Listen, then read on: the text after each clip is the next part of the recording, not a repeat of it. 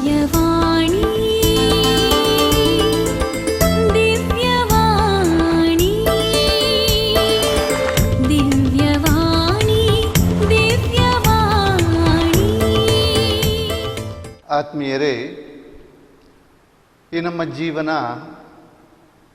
ಸಂತೋಷ ದುಃಖ, ಆರೋಗ್ಯ ಅನಾರೋಗ್ಯ ಇಂಥ ಭಾವನೆಗಳ ಮಿಳಿತವಾಗಿದೆ. ಬಹುತೇಕ ಸಂತೋಷ, ಶಾಂತಿ, ಸಮಾಧಾನದಿಂದ ಈ ಲೋಕದಲ್ಲಿ ಜೀವಿಸುತ್ತಿದ್ದ ನಾವು ಕಳೆದ 3 ತಿಂಗಳುಗಳಿಂದ ಬಹುತೇಕ ಜನ ಭೀತಿಯಿಂದ ಜೀವಿಸುವಂತಾಗಿದೆ.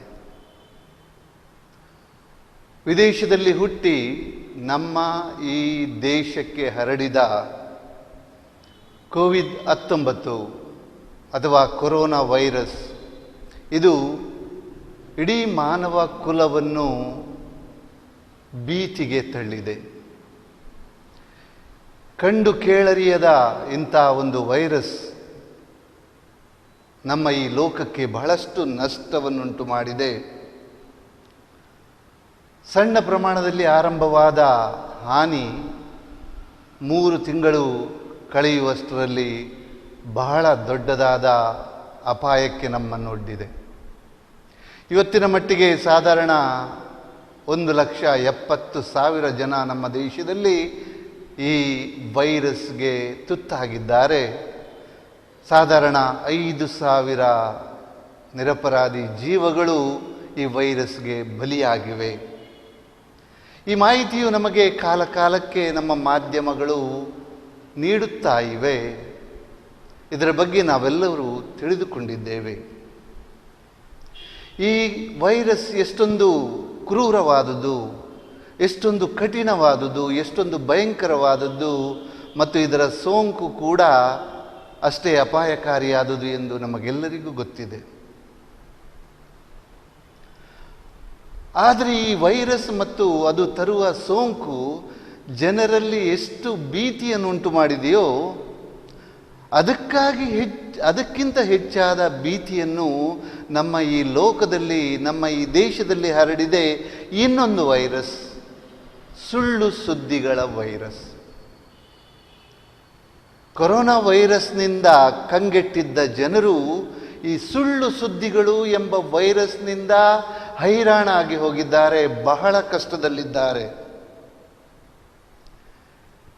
ಈ ಲೋಕದಲ್ಲಿ ಇವರಿಗೆ ಬಹಳಷ್ಟು ವೈರಸ್ಗಳು ಬಂದಿವೆ, ಕಾಟ ಕೊಟ್ಟಿವೆ. ಆದರೆ ಎಲ್ಲವನ್ನು ವಿಜ್ಞಾನದ ಸಹಾಯದಿಂದ, ವೈದ್ಯರ ಸಹಾಯದಿಂದ, ತಜ್ಞರ ಸಹಾಯದಿಂದ, ಎಲ್ಲರ ಸಹಕಾರದಿಂದ ಈ ಲೋಕ ಗೆದ್ದಿದೆ. ನಾವೆಲ್ಲರೂ ಈ ವೈರಸ್ಗಳನ್ನು ನಿಯಂತ್ರಣದಲ್ಲಿ ಇಟ್ಟುಕೊಳ್ಳಲು ನಮಗೆ ಸಾಧ್ಯವಾಗಿದೆ. ಆದರೆ ಈ ಸುಳ್ಳು ಸುದ್ದಿಗಳು ಎಂಬ ಭಯಂಕರ ವೈರಸ್ ಇದನ್ನು ಹದ್ದುಬಸ್ತಿನಲ್ಲಿಡಲು, ನಿಯಂತ್ರಣದಲ್ಲಿಡಲು ಬಹಳ ಕಷ್ಟವಾಗುತ್ತಾ ಇದೆ. ಕೊರೋನಾ ವೈರಸ್ ಒಂದು ಸೂಕ್ಷ್ಮ ಜೀವಿಯಾದರೆ ಈ ಸುಳ್ಳು ಸುದ್ದಿಗಳನ್ನು ಹರಡುವವರು ನಾವು ಮಾನವರು. ಇದನ್ನು ನಿಯಂತ್ರಣಕ್ಕೆ ತಂದು ಇದನ್ನು ಕೊನೆಗಾಣಿಸಬೇಕಾಗಿದ್ದು ಬಹಳ ಮುಖ್ಯವಾದ ವಿಚಾರವಾಗಿದೆ. ಕೊರೋನಾ ವೈರಸ್ ಹರಡುವ ಈ ರೋಗ, ಅದಕ್ಕೆ ಖಂಡಿತವಾಗಿ ಒಂದಲ್ಲ ಒಂದು ದಿನ ವ್ಯಾಕ್ಸಿನನ್ನು, ಮದ್ದನ್ನು ಕಂಡುಹಿಡಿಯುತ್ತಾರೆ. ಖಂಡಿತವಾಗಿಯೂ ನಮ್ಮ ವಿಜ್ಞಾನಿಗಳು, ತಜ್ಞರು ಮತ್ತು ವೈದ್ಯರು. ಆದರೆ ಈ ನಮ್ಮ ಸುಳ್ಳು ಸುದ್ದಿಗಳು ಎಂಬ ವೈರಸ್ಸನ್ನು ಹೇಗೆ ಕೊನೆಗೊಳಿಸಬೇಕು, ಹೇಗೆ ಅದನ್ನು ನಿರ್ಮೂಲನ ಮಾಡಬೇಕು, ಹೇಗೆ ಅದನ್ನು ತಡೆಗಟ್ಟಬೇಕು ಎಂಬುದರ ಬಗ್ಗೆ ಸ್ವಲ್ಪ ಚಿಂತನೆಯನ್ನು ನಾವು ನಡೆಸೋಣ.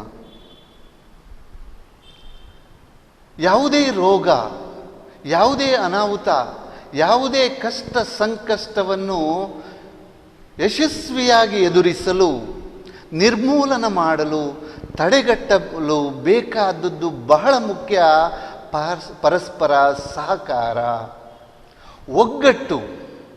ಒಗ್ಗಟ್ಟಿನಿಂದ ನಾವು ಎಲ್ಲವನ್ನು ಜಯಿಸಬಹುದು. ಉದಾಹರಣೆಗೆ ಈ ಕೊರೋನಾ ವೈರಸ್ಗೆ ಔಷಧಿಯನ್ನು ಎಲ್ಲ ದೇಶಗಳು ತಮ್ಮ ತಮ್ಮ ಶಕ್ತ್ಯಾನುಸಾರ ಸಂಶೋಧನೆಗಳನ್ನು ನಡೆಸ್ತಾ ಇದ್ದಾರೆ.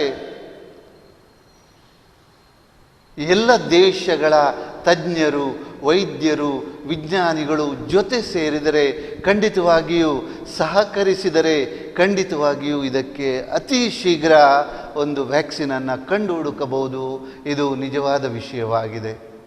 ಅದರಂತೆ ಈ ಕೊರೋನಾ ವೈರಸ್ಸನ್ನು ತಡೆಗಟ್ಟಲು, ಇದರ ಸೋಂಕು ಹರಡದಂತೆ ತಡೆಯಲು ನಮ್ಮ ಸಮಾಜದಲ್ಲೂ ನಮ್ಮ ಲೋಕದಲ್ಲೂ ಸಹಕಾರ ಬಹಳ ಮುಖ್ಯ, ಒಗ್ಗಟ್ಟು ಬಹಳ ಮುಖ್ಯ, ಪರಸ್ಪರ ಅರಿತುಕೊಳ್ಳುವುದು ಬಹಳ ಮುಖ್ಯ.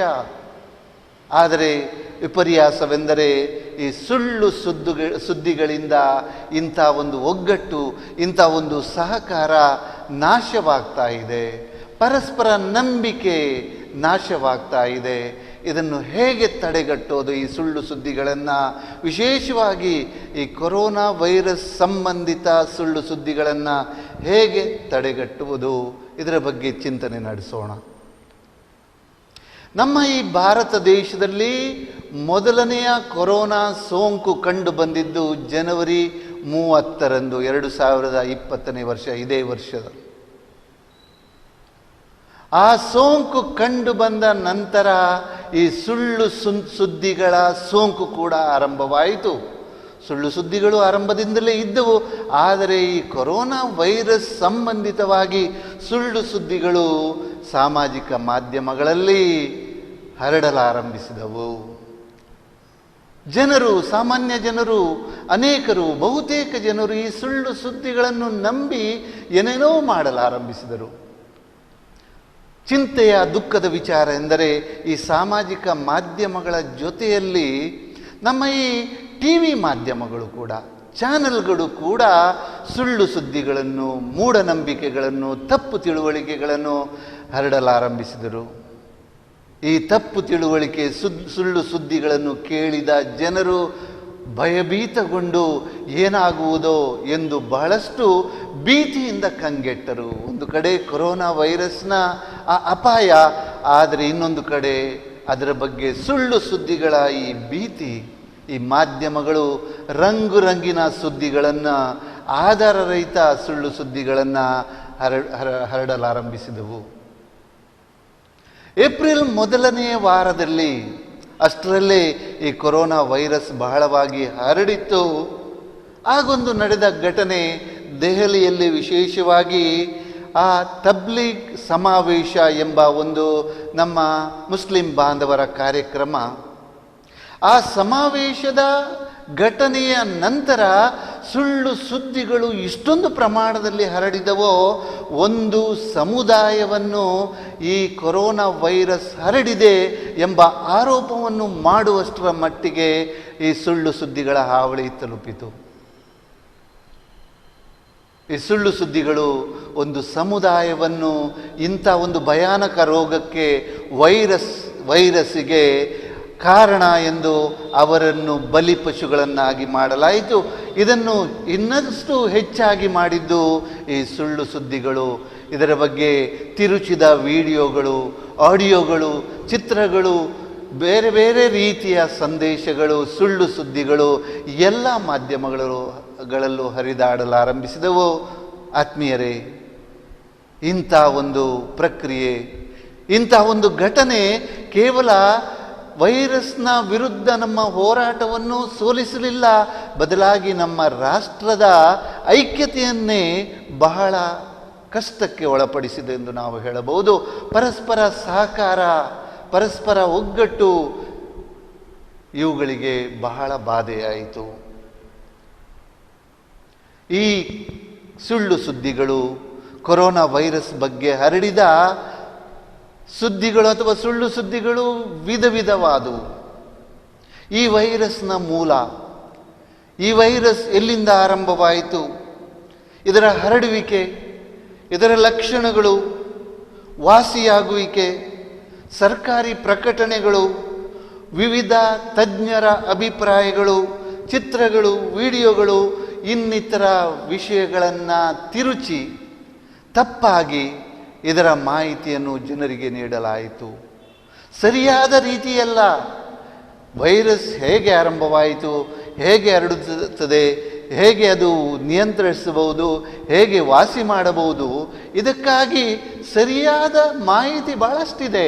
ಆದರೆ ಈ ಸುಳ್ಳು ಸುದ್ದಿಗಳು ತಪ್ಪಾದ ಮಾಹಿತಿಯನ್ನು ನೀಡಲಾರಂಭಿಸಿದವು. ಅನೇಕ ಘಟನೆಗಳನ್ನು ನಾವು ಕೇಳಿದ್ದೇವೆ. ಯಾವುದೋ ಸುಳ್ಳು ಸುದ್ದಿಯಲ್ಲಿ ಕೇಳಿದ ಯಾವುದೋ ಒಂದು ಕಷಾಯವನ್ನು ಕುಡಿದು ಯಾರೋ ಇಬ್ಬರು ಮೃತಪಟ್ಟರು. ಇನ್ಯಾವುದೋ ರೀತಿಯಲ್ಲಿ ಈ ಸುಳ್ಳು ಸುದ್ದಿಗಾಗಿ ಈ ಕೊರೋನಾ ವೈರಸ್ ನಿವಾರಣೆಗಾಗಿ ಏನನ್ನೋ ಬಲಿ ಕೊಡಬೇಕು, ಪ್ರಾಣಿಗಳನ್ನು ಬಲಿ ಕೊಡಬೇಕು ಎಂದು ಪ್ರಾಣಿಗಳನ್ನು ಬಲಿ ಕೊಟ್ಟರು. ಯಾರೋ ಒಬ್ಬರು ಇದಕ್ಕಾಗಿ ಮಾನವ ಬಲಿಯನ್ನು ಕೊಡಬೇಕು ಎಂದು ಯಾರೋ ಒಬ್ಬರನ್ನು ಕೊಂದರು. ಆತ್ಮೀಯರೇ, ಈ ಸುಳ್ಳು ಸುದ್ದಿಗಳ ಹರಡುವಿಕೆಯಿಂದ ಆದ ಅನಾಹುತಗಳು ಬಹಳ. ಈ ಸುಳ್ಳು ಸುದ್ದಿಗಳು ಇಷ್ಟೊಂದು ಹರಡಿದವೋ, ಜನರಲ್ಲಿ ಕೊರೋನಾ ವೈರಸ್ನ ಹೆದರಿಕೆಗಿಂತ ಸುಳ್ಳು ಸುದ್ದಿಗಳಿಂದ ಜಾಸ್ತಿ ಹೆದರಿಕೆ ಅಥವಾ ಭೀತಿ ಹಬ್ಬಿತು. ಇದನ್ನು ಕಂಡು ಅಂತಾರಾಷ್ಟ್ರೀಯ ಸಂಸ್ಥೆಗಳು, ವಿಶೇಷವಾಗಿ ವಿಶ್ವ ಆರೋಗ್ಯ ಸಂಸ್ಥೆ ಬಹಳವಾಗಿ ಕಂಗೆಟ್ಟಿತು. ಈ ಕೊರೋನಾ ವೈರಸ್ಸನ್ನು ತಡೆಗಟ್ಟಬೇಕು ಎಂದು ಅವರ ಛಲವಾಗಿತ್ತು. ಆದರೆ ಅವರ ಈ ಪ್ರಯತ್ನದಲ್ಲಿ ಈ ಸುಳ್ಳು ಸುದ್ದಿಗಳು ಬಹಳ ದೊಡ್ಡ ಅಡಚಣೆಯನ್ನು ತಂದವು. ಈ ಕೊರೋನಾ ವೈರಸ್ಸನ್ನು ಒಂದು ಸಾಂಕ್ರಾಮಿಕ ರೋಗ ಅಥವಾ ಪ್ಯಾಂಡೆಮಿಕ್ ಎಂದು ಕರೆಯುತ್ತಾರೆ. ಆದರೆ ವಿಶ್ವ ಆರೋಗ್ಯ ಸಂಸ್ಥೆ ಈ ಸುಳ್ಳು ಸುದ್ದಿಗಳನ್ನು ಇನ್ಫೋಡೆಮಿಕ್ ಅಂತ ಕರೆಯಿತು. ಅಂದರೆ ಇದು ಸಾಂಕ್ರಾಮಿಕವಾದ ಒಂದು ಕೆಟ್ಟ ವಿಚಾರ. ಸುಳ್ಳು ಸುದ್ದಿಗಳು, ಇದರಿಂದ ಆಗುವ ಅಪಾಯಗಳು ಬಹಳವಾಗಿವೆ. ಆತ್ಮೀಯರೇ, ಸುಳ್ಳು ಸುದ್ದಿಗಳಲ್ಲಿ ಒಂದು ವಿಧ ಅಲ್ಲ, ಬಹಳ ವಿವಿಧ ರೀತಿಯ ಸುಳ್ಳು ಸುದ್ದಿಗಳು. ಧಾರ್ಮಿಕ ಸ್ತರದಲ್ಲಿ ಕೂಡ ಧಾರ್ಮಿಕ ಸ್ವರೂಪದ ಸುಳ್ಳು ಸುದ್ದಿಗಳು ಕೂಡ ಬಹಳ ಹರಡಿದವು. ದೇವಸ್ಥಾನ, ಚರ್ಚ್, ಮಸೀದಿಗಳಲ್ಲಿ ಉಳಿಕೊಂಡರೆ ಅವರಿಗೆ ಕೊರೋನಾ ವೈರಸ್ ಸೋಂಕು ಅಂಟುವುದಿಲ್ಲ. ಅಥವಾ ಧಾರ್ಮಿಕ ಸ್ಥಳಗಳಲ್ಲಿ ಇದ್ದು ಪೂಜೆ ಪುನಸ್ಕಾರಗಳಲ್ಲಿ ತೊಡಗಿಸಿಕೊಂಡರೆ ಅವರಿಗೆ ಯಾವುದೇ ರೀತಿಯಲ್ಲಿ ಈ ಕೊರೋನಾ ತಗಲುವುದಿಲ್ಲ. ಅಥವಾ ಕೊರೋನಾ ತಗಲಿದಾಗ ಪ್ರಾರ್ಥನೆ ಮಾಡಿಕೊಂಡು ಅಥವಾ ಪೂಜೆ ಪುನಸ್ಕಾರಗಳನ್ನು ಮಾಡಿಕೊಂಡಿದ್ದರೆ ಆ ಕೊರೋನಾದಿಂದ ಸತ್ತರೂ ಕೂಡ ನೇರವಾಗಿ ಸ್ವರ್ಗಕ್ಕೆ ಹೋಗುತ್ತಾರೆ. ಇಂಥ ಸುಳ್ಳು ಸುದ್ದಿಗಳು, ಮೂಢನಂಬಿಕೆಗಳು ಬಹಳ. ಅದರ ಜೊತೆ ಯಾವುದೋ ಕಷಾಯ ಕುಡಿದರೆ ಅಥವಾ ಯಾವುದೋ ಪ್ರಾಣಿಯ ಮೂತ್ರ ಕುಡಿದರೆ ಈ ಕೊರೋನಾ ವೈರಸ್ ನಿರ್ಮೂಲನೆಯಾಗುತ್ತೆ. ಇದು ಆ ಕೊರೋನಾ ವೈರಸ್ ರೋಗಕ್ಕೆ ರಾಮಬಾಣ ಎಂದು ಹೇಳುವ ಈ ಸುಳ್ಳು ಸುದ್ದಿಗಳು ಮಾತ್ರವಲ್ಲ, ಇಂಥ ಅನೇಕ ಚಟುವಟಿಕೆಗಳು ಕೂಡ ನಡೆದವು. ಮಾಹಿತಿ ಇಲ್ಲದ, ಸರಿಯಾದ ಮಾಹಿತಿ ಇಲ್ಲದ ಸಾಮಾನ್ಯ ಜನರು ಅನೇಕರು ಈ ಸುಳ್ಳು ಸುದ್ದಿಗಳನ್ನು ನಂಬಿದರು, ಬಹಳ ಕಷ್ಟಕ್ಕೆ ಒಳಗಾದರು. ಬಹುಶಃ ಕೊರೋನಾ ವೈರಸ್ ಇಂಥ ಒಂದು ನಷ್ಟವನ್ನು ಉಂಟು ಮಾಡುತ್ತಿದ್ದಿಲ್ಲ, ಆದರೆ ಈ ಸುಳ್ಳು ಸುದ್ದಿಗಳು ಬಹಳ ವಿಪರೀತವಾದ ಕಷ್ಟಕ್ಕೆ ಮನುಷ್ಯನನ್ನು ದೂಡಿದವು. ಆತ್ಮೀಯರೇ, ಈ ಸುಳ್ಳು ಸುದ್ದಿಗಳು ಸಾಮಾಜಿಕ ಸ್ತರದಲ್ಲೂ ಕೂಡ ಸಾವಿರಾರು ಲಕ್ಷಾಂತರ ಸಂಖ್ಯೆಯಲ್ಲಿ ಹರಿದಾಡಿದವು. ಮಾಂಸಾಹಾರಿಗಳಿಗೆ ಕೊರೋನಾ ವೈರಸ್ ರೋಗ ತಗಲುತ್ತದೆ, ಸಸ್ಯಾಹಾರಿಗಳಿಗೆ ತಗುಲೋದಿಲ್ಲ ಎಂಬ ಈ ಸುಳ್ಳು ಸುದ್ದಿಯನ್ನು ಹಬ್ಬಿಸಲಾಯಿತು. ಇದರ ಪರಿಣಾಮ ಏನಾಯಿತು? ಪ್ರಾಣಿಗಳನ್ನು ನೋಡಿಕೊಂಡವರು ಅಥವಾ ಪ್ರಾಣಿಗಳನ್ನು ಬೆಳೆಸುತ್ತಿದ್ದವರು, ಈ ಕುರಿಗಳನ್ನು, ಆಡುಗಳನ್ನು, ಕೋಳಿಗಳನ್ನು, ವಿಶೇಷವಾಗಿ ಕೋಳಿ ಸಾಕಣೆದಾರರು ಎಲ್ಲ ನೂರಾರು ಸಾವಿರಾರು ಸಂಖ್ಯೆಯಲ್ಲಿ ಈ ಕೋಳಿಗಳನ್ನು ಸಾಯಿಸಿದರು, ಅವುಗಳನ್ನು ನಾಶಪಡಿಸಿದರು. ಅವರ ವ್ಯವಹಾರದಲ್ಲಿ, ಬಿಸ್ನೆಸ್ನಲ್ಲಿ ಬಹಳವಾದ ನಷ್ಟವಾಯಿತು. ಈ ಮಾಂಸ ವ್ಯಾಪಾರಿಗಳಿಗೆ ಬಹಳವಾದ ನಷ್ಟವಾಯಿತು. ಇದೊಂದು ಸುಳ್ಳು ಸುದ್ದಿ. ಈ ಸುಳ್ಳು ಸುದ್ದಿಯಿಂದ ಎಷ್ಟೊಂದು ಜನರಿಗೆ ಎಷ್ಟೊಂದು ನಾಶವಾಯಿತು. ಈ ಭಾರತದ ಸಮಗ್ರತೆಗೆ ಈ ಕೋವಿಡ್-19 ವೈರಸ್ನ ಹರಡುವಿಕೆ ಎಷ್ಟೊಂದು ಅಪಾಯಕಾರಿಯೋ ಅದಕ್ಕಿಂತಲೂ ಹೆಚ್ಚಾಗಿ ಅಪಾಯಕಾರಿಯಾಯಿತು ಸುಳ್ಳು ಸುದ್ದಿಗಳು. ವಿಶೇಷವಾಗಿ ನಮ್ಮ ದೇಶ ಸರ್ವ ಧರ್ಮಗಳು ಜೀವಿಸುವ, ಸೌಹಾರ್ದದಿಂದ ಜೀವಿಸುವ ಈ ದೇಶ, ಶತಮಾನಗಳಿಂದ ನಾವು ಶಾಂತಿ ಸೌಹಾರ್ದತೆಯಿಂದ ಜೀವಿಸಿದ್ದೇವೆ. ಪ್ರತಿಯೊಬ್ಬರೂ ಪರಸ್ಪರನ್ನು ಸಹೋದರ ಸಹೋದರಿಯರು ಎಂದು ನಾವು ಒಪ್ಪಿಕೊಂಡಿದ್ದೇವೆ. ಇಂಥ ಒಂದು ಪರಿಸ್ಥಿತಿಯಲ್ಲಿ ಈ ಕೊರೋನಾ ವೈರಸ್ ಹರಡುವಿಕೆಗೆ ಒಂದು ಸಮುದಾಯವನ್ನು ಗುರಿಪಡಿಸಿದ್ದು, ಆರೋಪಿಸಿದ್ದು ನಮ್ಮ ದೇಶದ ಐಕ್ಯತೆಗೆ, ಸಮಗ್ರತೆಗೆ, ಸಹಬಾಳ್ವೆಗೆ ನೀಡಿದ ಬಹಳ ದೊಡ್ಡದಾದ ಒಂದು ಹೊಡೆತವಾಗಿದೆ. ಈ ಸಮುದಾಯ ಬಗ್ಗೆ ಬಹಳ ಕೆಟ್ಟ ವಾರ್ತೆಗಳನ್ನು, ಸುಳ್ಳು ಸುದ್ದಿಗಳನ್ನು, ವಿಡಿಯೋಗಳನ್ನು ಹರಡಲಾಯಿತು. ಇನ್ನೊಂದು ಕಡೆ ಈ ವೈದ್ಯರ ಬಗ್ಗೆ, ಆರೋಗ್ಯ ಸಹಾಯಕರ ಬಗ್ಗೆ, ದಾದಿಗಳ ಬಗ್ಗೆ ಸುಳ್ಳು ಸುದ್ದಿಗಳನ್ನು ನಂಬಿ ಜನರು ಅವರ ಮೇಲೆ ದಾಳಿ ಮಾಡಲಾರಂಭಿಸಿದರು. ಈ ವೈರಸ್ ನಿರ್ಮೂಲನಕ್ಕೆ ಬಹಳ ಪ್ರಯತ್ನ ಪಡೋ ಈ ಆಸ್ಪತ್ರೆಯ ಸಿಬ್ಬಂದಿ ಬಹಳ ಕಷ್ಟಕ್ಕೆ ಒಳಪಡಬೇಕಾಯಿತು. ಇದೊಂದು ಬಹಳ ದೊಡ್ಡದಾದ ಅನಾಹುತ. ಆದರೆ ಇದೆಲ್ಲ ಸಂಭವಿಸಿದ್ದು ಈ ಸುಳ್ಳು ಸುದ್ದಿಗಳ ಹಾವಳಿಯಿಂದ. ಈ ಕೊರೋನಾ ವೈರಸ್ ಯುಗದಲ್ಲಿ ಇದರ ಸೋಂಕನ್ನು ತಡೆಗಟ್ಟಲು ನಮ್ಮ ದೇಶದಲ್ಲಿ ಲಾಕ್ಡೌನ್ ಅನ್ನ 4 ಸಲ ಘೋಷಣೆ ಮಾಡಲಾಯಿತು. ಮೊದಲನೇ ಸಲ ಲಾಕ್ಡೌನ್ ಅನ್ನು ಘೋಷಣೆ ಮಾಡಿದಾಗ ಆನಂತರ ಕೂಡ ಆದ ಅನಾಹುತಗಳು ಬಹಳ. ನಮ್ಮ ದೇಶದಲ್ಲಿ ಬಹಳಷ್ಟು ಜನರು ನಿರುದ್ಯೋಗಿಗಳು, ತಮ್ಮದೇ ಸ್ವಂತ ಮನೆ ಇಲ್ಲದವರು, ವಲಸೆ ಕಾರ್ಮಿಕರು, ಇಂಥ ಬಹಳ ಜನರಿದ್ದಾರೆ. ಆದರೆ ಈ ಲಾಕ್ಡೌನ್ ಆದಾಗ ಇವರೆಲ್ಲ ಬೀದಿಗೆ ಬಿದ್ದರು. ಬಾಡಿಗೆ ಮನೆಯಲ್ಲಿರುವವರು, ಯಾರ್ಯಾರೋ ಮನೆಯಲ್ಲಿ ಇರುವವರು ರಸ್ತೆಗೆ ಬರಬೇಕಾಯಿತು. ಕೆಲಸ ಇಲ್ಲದೆ ಊಟ ತಿಂಡಿ ತಿನಿಸುಗಳಿಗೆ ಗತಿ ಇಲ್ಲದಾಯಿತು. ಆಸ್ಪತ್ರೆಗೆ ಔಷಧಿಗೆ ಅಗತ್ಯತೆಗಳಿಗೆ ಅವರ ಬಳಿ ಹಣ ಇಲ್ಲದಾಯಿತು. ಬಹಳ ಕಷ್ಟಪಟ್ಟರು. ಇದರಲ್ಲೂ ಕೂಡ ಈ ವಲಸೆ ಕಾರ್ಮಿಕರು ದೂರದ ರಾಜ್ಯಗಳಿಂದ ನಮ್ಮ ಈ ಸ್ಥಳಕ್ಕೆ, ನಮ್ಮ ಈ ರಾಜ್ಯಕ್ಕೆ ಅಥವಾ ವಠಾರಕ್ಕೆ ಕೆಲಸಕ್ಕೆ ಬಂದವರವರು ನಮಗೆ ಬಹಳ ಸಹಾಯ ಮಾಡಿದವರು. ಇಂಥ ಜನರು ಈ ಲಾಕ್ಡೌನ್ ಆದಾಗ ಅವರು ಬೀದಿಗೆ ಬಿದ್ದರು. ಅವರು ನಿರಾಶ್ರಿತರಾದರು, ನಿರ್ಗತಿಕರಾದರು. ಆದರೆ ಅವರ ಈ ಪರಿಸ್ಥಿತಿಯನ್ನು ಇನ್ನಷ್ಟು ಕಷ್ಟಕರವಾಗಿಸಿದ್ದು ಈ ಸುಳ್ಳು ಸುದ್ದಿಗಳು. ಎಲ್ಲೋ ಒಂದು ಕಡೆ ಈ ನಿರ್ಗತಿಕ ಅಥವಾ ಈ ವಲಸೆ ಕಾರ್ಮಿಕರಿಗೆ ಹಣವನ್ನು ಹಂಚುತ್ತಾರೆ ಎಂದು ಸುಳ್ಳು ಸುದ್ದಿಯನ್ನು ತೇಲಿಬಿಡಲಾಯಿತು. ಪಾಪ ನೂರಾರು ಸಾವಿರಾರು ಈ ವಲಸೆ ಕಾರ್ಮಿಕರು ಆ ದಿನ ಸ್ಥಳಕ್ಕೆ ಹೋಗಿ ಕಾದು ಕಾದು ಕಾದು ಸಂಜೆ ತನಕ ವಾಪಸ್ ಬರಬೇಕಾಯಿತು.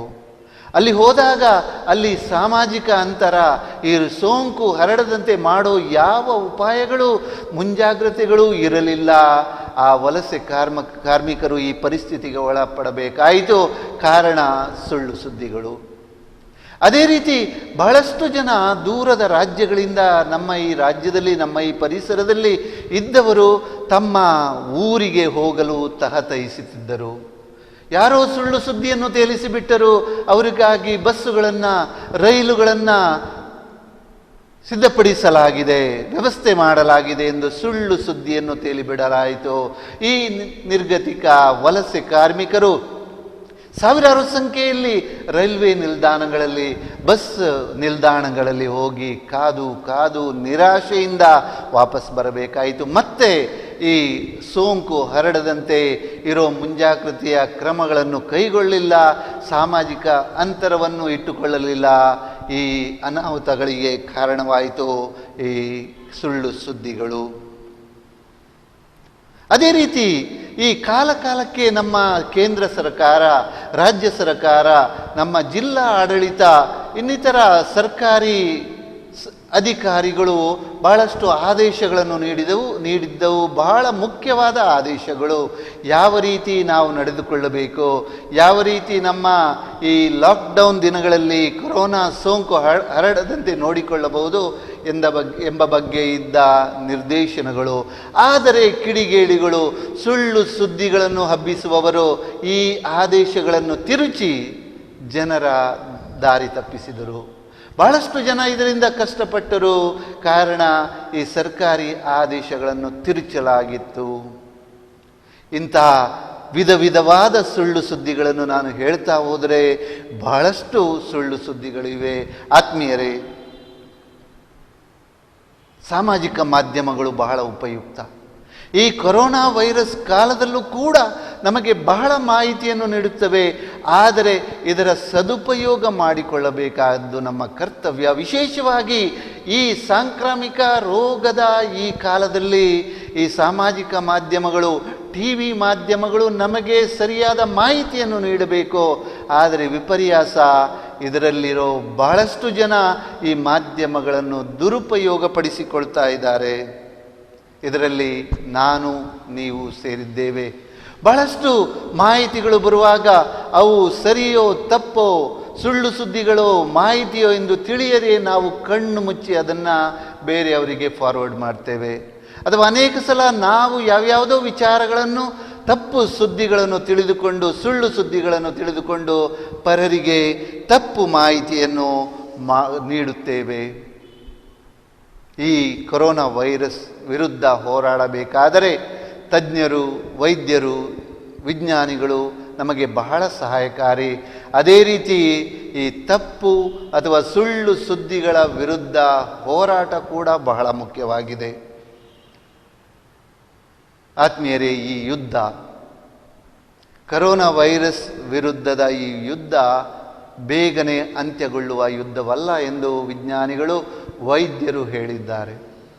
ಇದು ಸ್ವಲ್ಪ ಕಾಲ ಅಥವಾ ಬಹಳ ಕಾಲ ನಮ್ಮ ಮಧ್ಯೆ ಇರುತ್ತೆ. ಅಷ್ಟು ಕಾಲ ನಮ್ಮಲ್ಲಿ ಹೆದರಿಕೆ, ಭೀತಿ, ಇಂಥ ವಿಷಯಗಳು ನಮ್ಮನ್ನು ಕಂಗಾಲಾಗಿಸುತ್ತವೆ. ಆದರೆ ಅದೇ ಸಮಯದಲ್ಲಿ ಆ ಭೀತಿ ಇಮ್ಮಡಿಗೊಳ್ಳದಂತೆ, ಹೆಚ್ಚಾಗದಂತೆ, ಬದಲಾಗಿ ನಮಗೆ ಸರಿಯಾದ ಮಾಹಿತಿ ಸಿಗುವಂತೆ ಈ ಸುಳ್ಳು ಸುದ್ದಿಗಳ ಮೇಲೆ ನಾವು ನಿಯಂತ್ರಣವನ್ನು ಸಾಧಿಸಬೇಕು. ಅವುಗಳ ವಿರುದ್ಧ ನಾವು ಹೋರಾಡಬೇಕು. ಆ ಕೊರೋನಾ ವೈರಸ್ ವಿರುದ್ಧದ ಹೋರಾಟದಲ್ಲಿ ನಮಗೆ ಜಯ ಸಿಗಬೇಕಾದರೆ ಸುಳ್ಳು ಸುದ್ದಿಗಳ ವಿರುದ್ಧ ನಾವು ಹೋರಾಡಿ ಜಯ ಗಳಿಸಬೇಕು. ಇದಕ್ಕಾಗಿ ನಾವೇನು ಮಾಡಬೇಕು? ಈ ಕೊರೋನಾ ವೈರಸ್ ಸೋಂಕು, ಇದರ ಬಗ್ಗೆ ಸರಿಯಾದ ಮಾಹಿತಿಯನ್ನು ನಾವು ತಿಳಿದುಕೊಳ್ಳಬೇಕು ಮತ್ತು ಅದನ್ನು ಮಾತ್ರ ಇತರರಿಗೆ ನೀಡಬೇಕು. ಈ ಕಳೆದ 3 ತಿಂಗಳಲ್ಲಿ ಬಹಳಷ್ಟು ಮಾಹಿತಿ ಬಂದಿದೆ. ಇನ್ನೂ ತಿಳ್ಕೊಳ್ಬೇಕಾದಂಥ ಹೊಸ ಮಾಹಿತಿ ಹೆಚ್ಚಿಲ್ಲ. ಆದರೆ ಈ ಸರಿಯಾದ ಮಾಹಿತಿ ಪ್ರತಿಯೊಬ್ಬರಿಗೂ ಹೋಗಬೇಕು.